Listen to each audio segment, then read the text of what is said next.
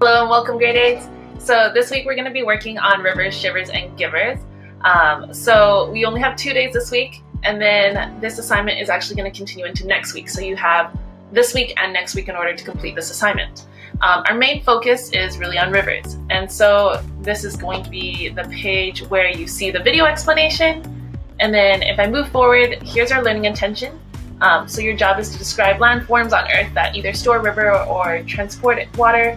And then your success criteria is if you can describe how rivers change over time. And so there's a rivers tracking sheet that we're going to be using. You're going to be completing this over the next 4 weeks. And so you're going to have to log into this website, rivers.alberta.ca, and I'll just open it on the side. So it looks like this. And this is where they track information about Alberta's streams. And so you can see the different watersheds, and that's where all the rivers feed into. And then the couple things, you'll see that there's a color right here, this green color, and then this yellow color. They're advisories. So if you click at the top, then you'll be able to see the different advisories. So this was a Peace River in Peace Athabasca Delta, and the advisory just ended. If you click on it, you can have more information. There was actually a giant ice jam that jammed up the river, and that's actually what caused Fort McMurray to flood. So if anybody saw any pictures or news about Fort McMurray, it's because there was that giant ice jam. And so that caused a lot of backup of the surface water. And so you can see there's still something with Athabasca River right now. The ice jam in the Athabasca River, and then there's a high stream flow advisory. So water levels are currently falling. So same thing, you can click for more information.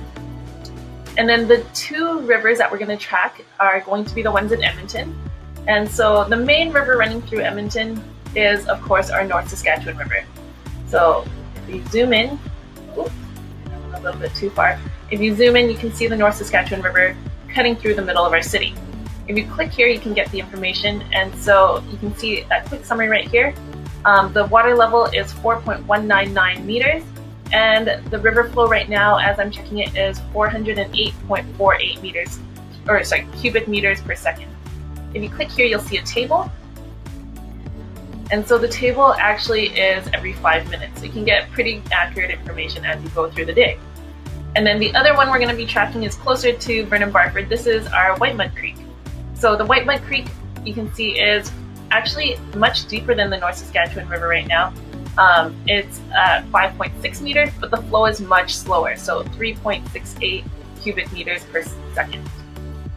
Alright, so you're going to be completing this, so make sure you record the date and time of your observations, what are the current advisories in Alberta right now, and then what's the level and the flow rate of the White Mud Creek and the level and the flow rate of the North Saskatchewan River. Alright, and then there's 2 videos that we want you to watch this week. One is the Bill Nye on rivers and streams, and there's a worksheet that accompanies it. Here's a link to the video. And the next one is actually a water stream table lab. So this is actually a Vernon Barford lab room. So you can see a former Vernon Barford teacher walk you through a stream table lab. And so there's an observation table that connects with it, and you'll have to complete that and hand it in as well. And then there's an optional level 2 activity. Here's this video, it's very cool. And so it talks about how to purify water with just small packets of chemicals. And it's pretty neat. So it's very useful in developing nations and purifying non-potable water.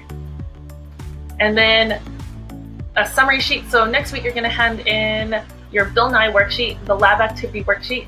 You're not going to hand in your tracking sheet quite yet, but you should have 2 observations by the end of the next 2 weeks, right? And then Thursday, we're going to release a quiz on river systems. So on May 28th, look for a post, and then we will release something about the river system. If you have any questions, make sure you reach out to Mrs. May, Mr. Kiefler, and to myself, and then we will get back to you as soon as possible. I hope you guys had a great long weekend, and I will see you soon. Bye.